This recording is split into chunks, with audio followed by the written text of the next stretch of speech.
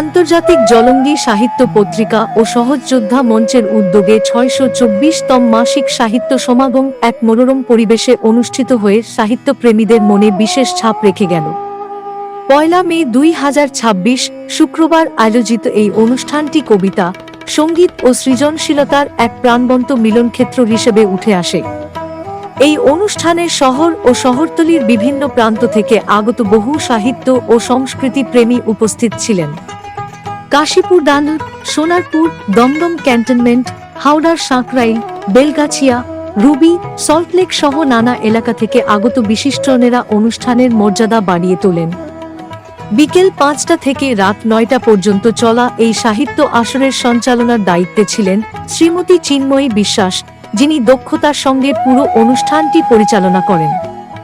উদ্বোধনী পর্বে শ্রীমতী অজন্তা আড্ডার সুরেলা কণ্ঠে সঙ্গীত পরিবেশনা অনুষ্ঠানের আবহকে করে তোলে সুরময় ও আকর্ষণীয়। এরপর কবিতা পাঠের আসর জমে ওঠে। সোনারপুরের শ্রীমতী রীতা মণ্ডল তার কবিতার মাধ্যমে শ্রোতাদের মুগ্ধ করেন। পাশাপাশি শ্রী স্বপন দেবনাথ, শ্রী প্রকৃতি দাস চাকলাদার, সাঁকরাইলের কবি বাসুদেব দাস, পরিমল ঘোষ, শ্রী রাধাশ্যাম দাস, শ্রী হিমাদ্রি মুখার্জি, শ্রী সুনীতি বিকাশ চৌধুরী ও শ্রী আশিস গিরি তাঁদের কবিতা পাঠে অনুষ্ঠানকে সমৃদ্ধ করে তোলেন। অনুষ্ঠানের পরবর্তী পর্যায়ে সঙ্গীত পরিবেশনা বিশেষ আকর্ষণ হয়ে ওঠে। শ্রী সমীর বরণ দত্ত ইংরেজি গানের মাধ্যমে ভিন্ন স্বাদ আনেন।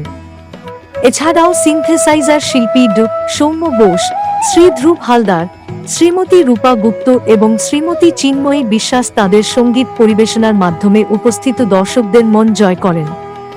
অনুষ্ঠানের এক গুরুত্বপূর্ণ মুহূর্তে অ্যাডভোকেট সুকুমার চক্রবর্তী তাঁর বক্তব্যে পত্রিকার প্রতি আন্তরিক শুভেচ্ছা জানান এবং ভবিষ্যতেও পাশে থাকার আশ্বাস ব্যক্ত করেন, যা অনুষ্ঠানের আবহকে আরও ইতিবাচক করে তোলে।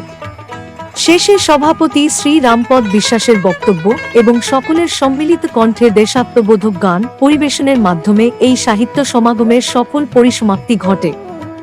সার্বিকভাবে এই আয়োজনটি শুধুমাত্র একটি সাহিত্য অনুষ্ঠান নয়, বরং কবিতা, সঙ্গীত ও পারস্পরিক সৌহার্দ্যের এক উজ্জ্বল নিদর্শন হয়ে উঠেছে, যা দীর্ঘদিন সাহিত্যপ্রেমীদের মনে স্মরণীয় হয়ে থাকবে।